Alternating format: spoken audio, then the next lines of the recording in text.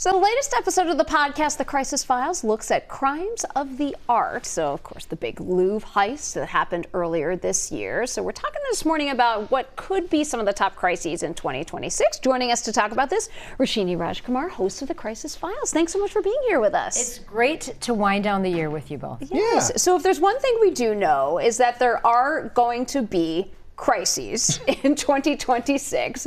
So let's get right into it. What do you see as, in your crystal ball, like predicting what you think might happen? Well, I'll tell you that my top pick is the polarization in the United States. Yeah. And really, we can see that globally. I am nervous that people are forgetting that you can have an opinion, but it doesn't mean you hate your neighbor because your neighbor's opinion is different. Yeah. So I'd really like people I'm imploring you, remember at the holiday table, it's okay if Uncle Tom has a different opinion from you.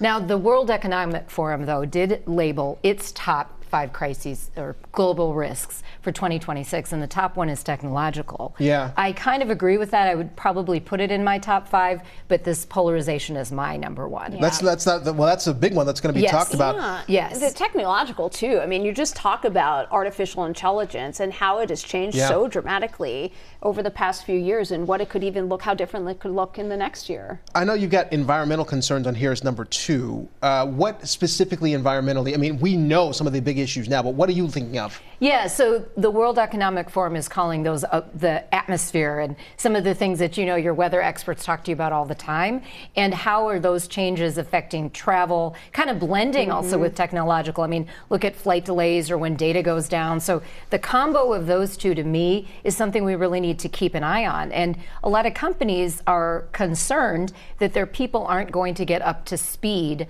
on all of the issues and new advances in technology. And we're not just talking about artificial intelligence. If we are talking about artificial intelligence, though, many regular people are worried about their jobs. And will I be replaced by AI? That's not going to happen in a mass sums anytime soon. But companies can't just sort of say, oh, those are for other companies. Every company. Yeah, it's happening everywhere, AJ. And what do they say about the big societal risks here? Yeah, societal risks kind of blend in with what I was talking about, those political. But when people have different kinds of lifestyles and they're criticized for that, we've seen a lot of anti-Semitism. I mean, obviously so sad the first day of Hanukkah and what happened on Bondi Beach in Sydney. So those are the kinds of things that if we are not keeping aware of our own communities and being respectful for other communities. So it's a really good time to remember the respect that's in order for others who are different from how we are, as well as civility. That's kind of gone out the window lately, and I really hope it comes back in 2026. I think the last one is something that we're all concerned about. CBS News just had a new poll about it. Economy. That's a big thing that on the minds of many people. So with the economic risks as one of the big areas we're watching for 2026, each family, each person really needs to not always read the headlines. Look inside, see how is your family doing. Are we paying for our groceries? Are we paying our mortgage? And guess what? If you are, then maybe you have some other economic things to be thinking about. But the sky is not falling. Not everyone in the world is starving. Not everyone in the U.S. is out of work. I mean, if you really look at the numbers, my advice there is read the headlines and be discerning.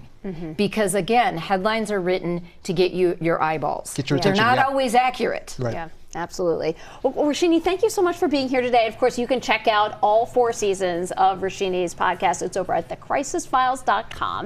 You can also find it on YouTube, wherever you get your podcasts. You can also file at The Crisis Files on Instagram, YouTube, and X.